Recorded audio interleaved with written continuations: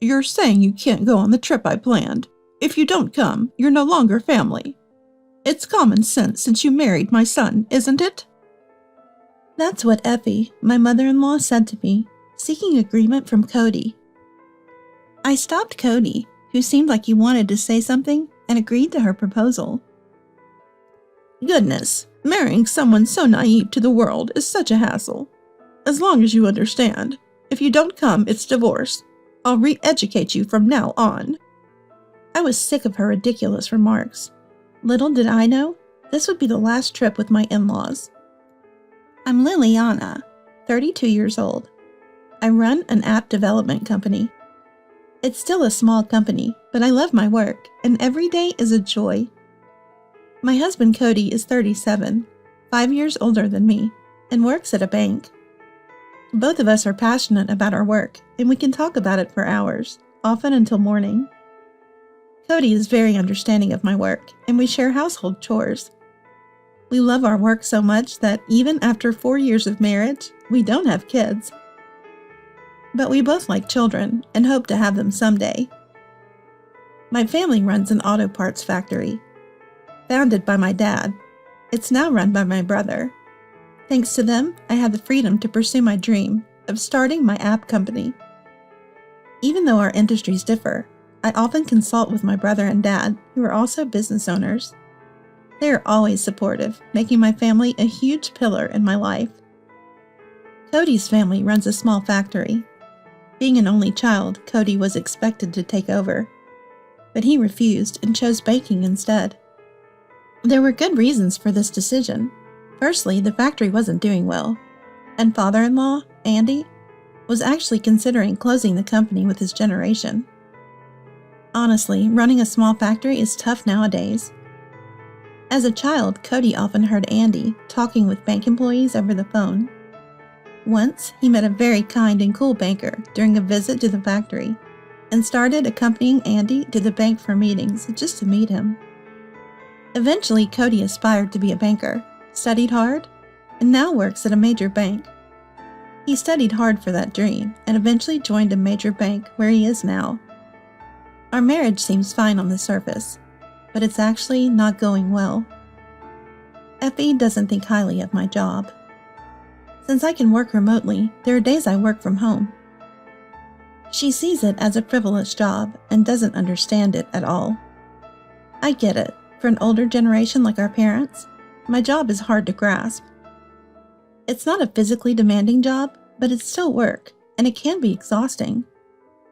I always adjust my work schedule around the in-laws' plans, so I never inconvenience them.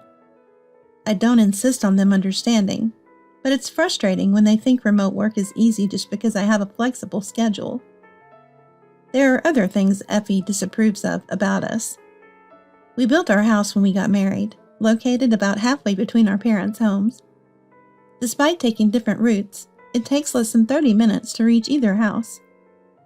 As a dual-income couple, we manage our spending and savings separately. We value our independence and privacy, even as a couple.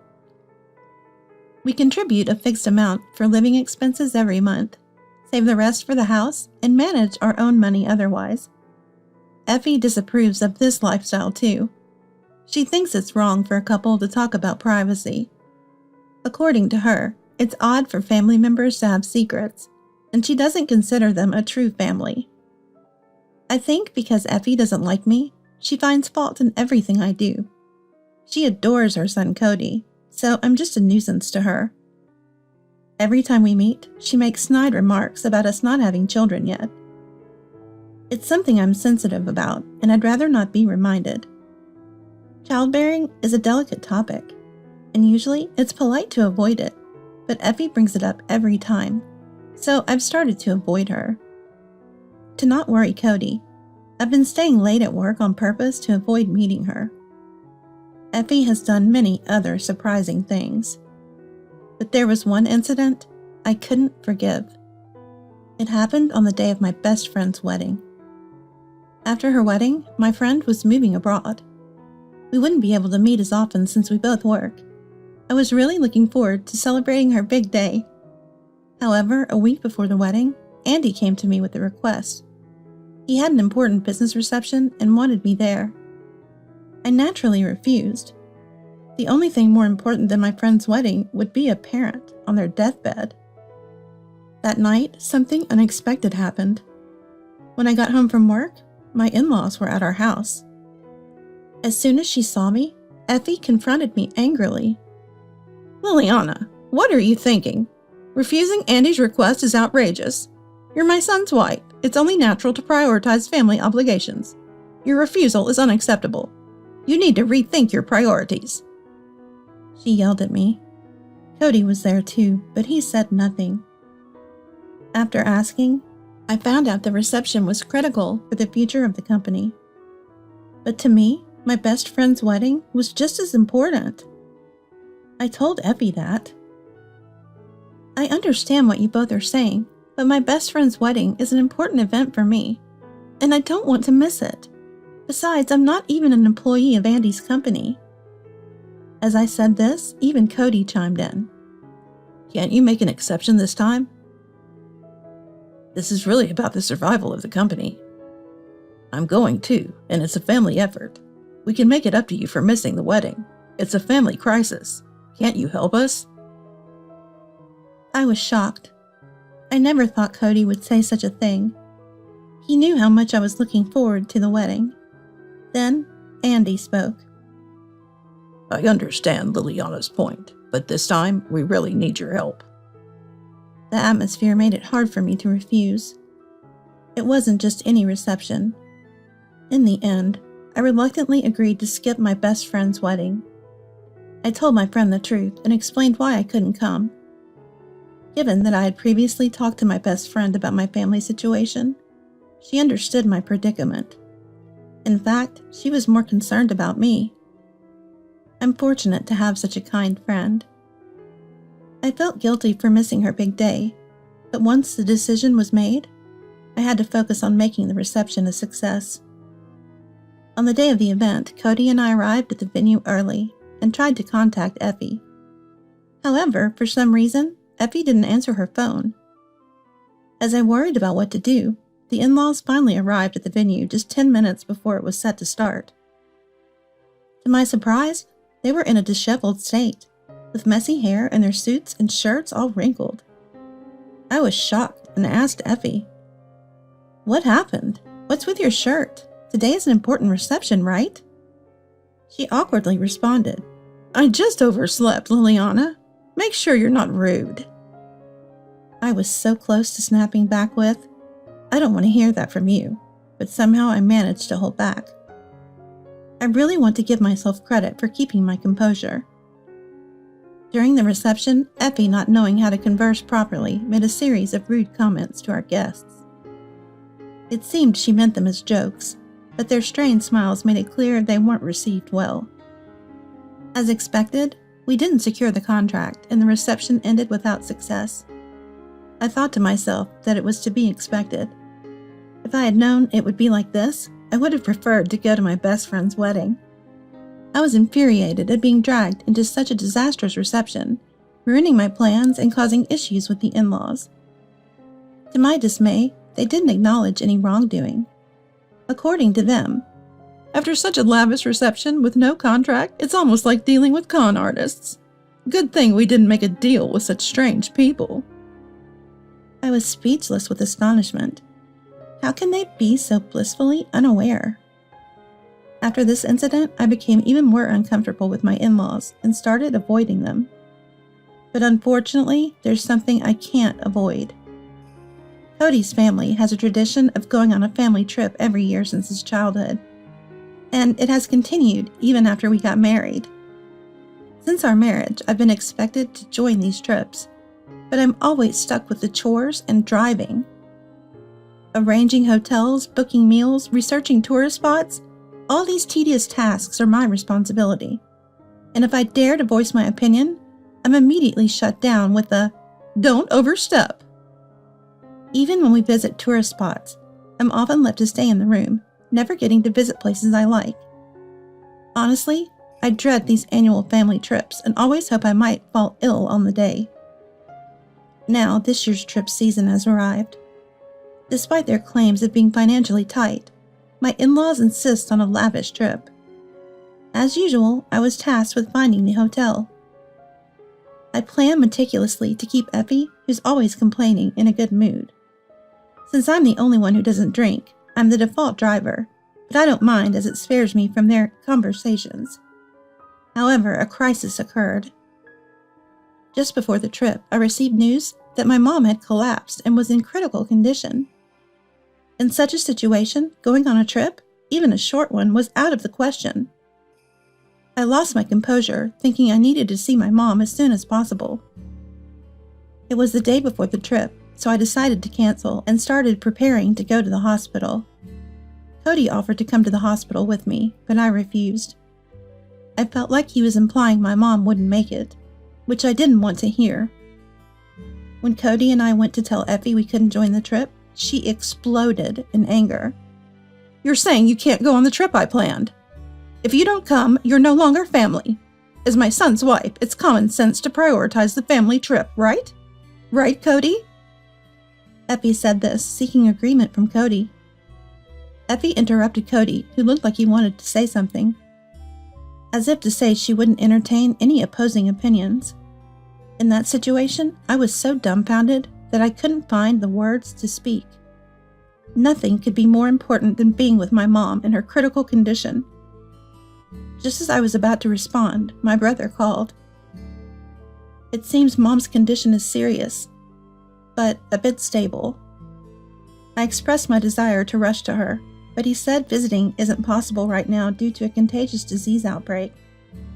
He mentioned that if she recovers, we could arrange a short visit later, so there was no point in coming immediately. Hearing this, I hesitated about what to do. Noticing my indecision, my brother asked what was wrong. I honestly explained the situation about the trip and my current dilemma.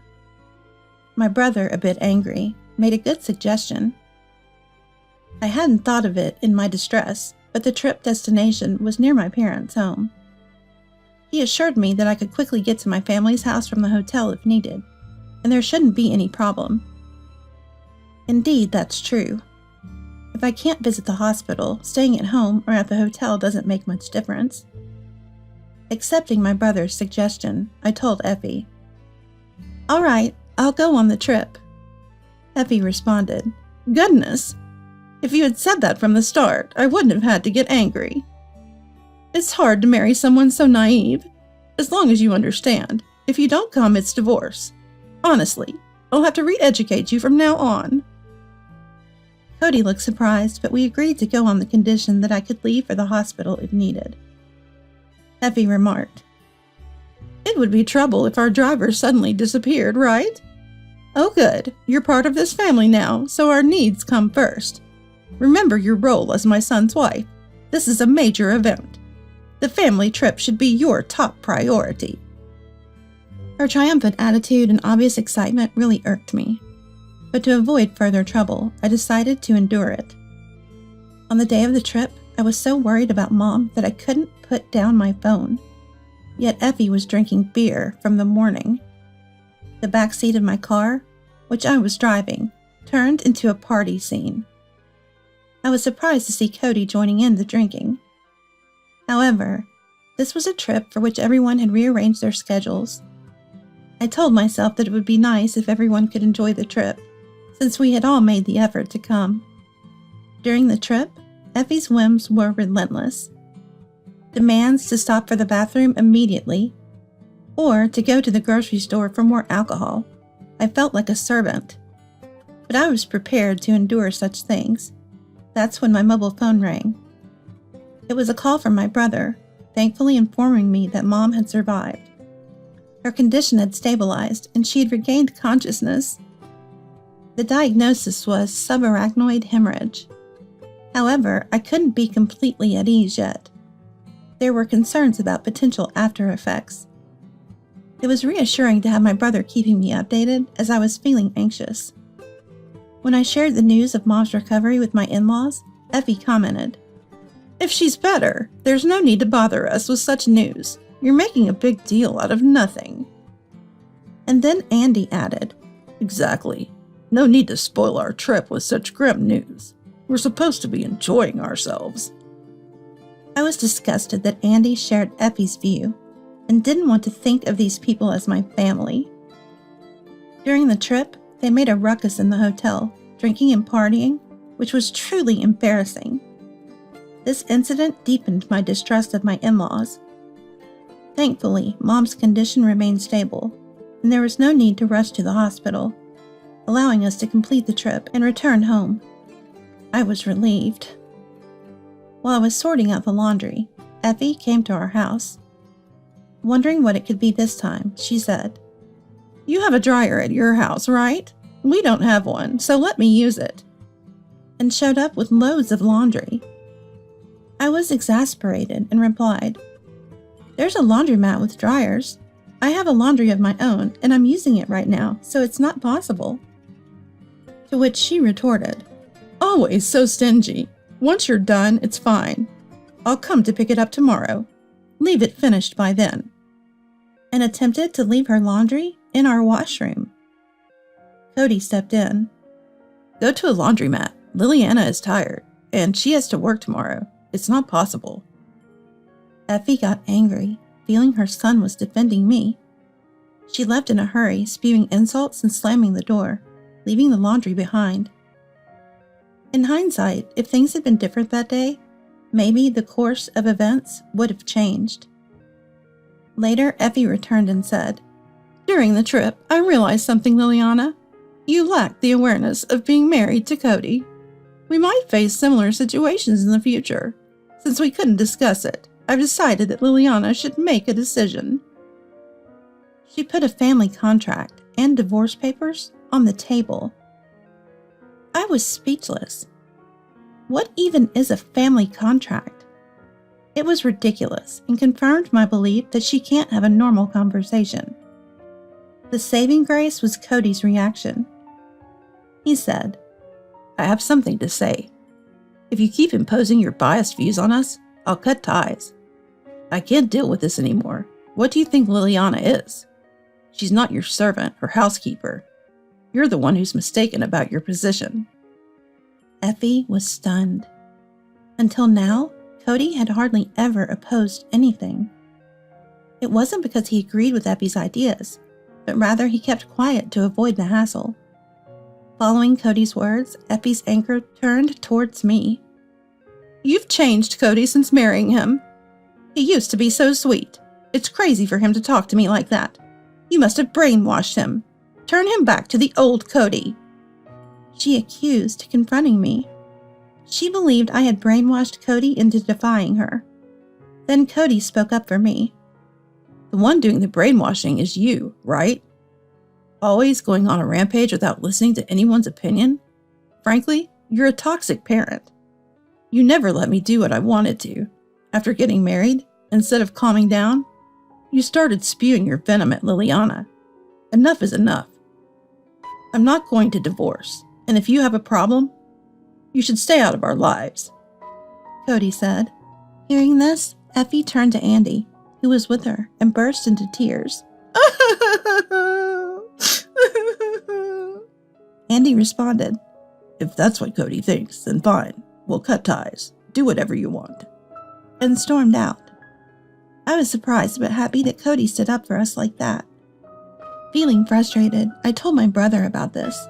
He became furious. Saying he couldn't stay silent if they were acting this way, he decided to take action. It led to a tragedy in the in-laws family. Turns out my brother's company was a client of my in-laws' company. We had kept our family's company name a secret to avoid creating a power imbalance. The in-laws had no idea they were dealing with my family's company. But with things as they were, we couldn't continue like this. Though I had been patient, avoiding mixing business and personal matters, it had reached its limit. My brother had been having issues with them not meeting deadlines. You can't cherish those who don't cherish you. I discussed it with Cody before talking to the in-laws, and he agreed. Cody also said he had had enough. My brother ended the contract with the in-laws company. It was a business decision. They had been a problematic company, not paying on time and missing deadlines, but we had tolerated it because it was Cody's family's business. But there was no longer a need for that. Later, when my in-laws found out about this, they came to us in tears. Now they're constantly apologizing. They pleaded with my brother to reconsider the contract, but of course that was impossible.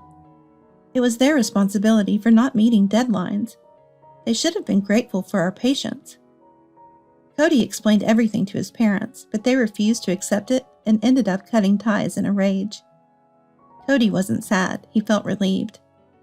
He had been torn and tired, struggling between us and his family. Since then, we've been living peacefully. I learned that Cody had been supporting his family financially, but he stopped that now. The in-laws' factory went bankrupt. Even without this incident, it was on the brink of closure, drowning in debt. I heard that Cody had been paying for those annual trips, and it's astonishing how they could behave that way using someone else's money. Now the in-laws are living modestly, and Effie has recently started working. I was honestly surprised to see her, who used to call herself a president's wife, working. One day, I saw Effie being scolded while doing a cleaning job. I felt bad for thinking this was karma. She'll learn the harsh realities of society and hopefully straighten. As for us, work is going well. We haven't had children yet, but we enjoy our jobs and life is fulfilling. We are planning an overseas trip for our next vacation. For a while, we're thinking of enjoying life without children.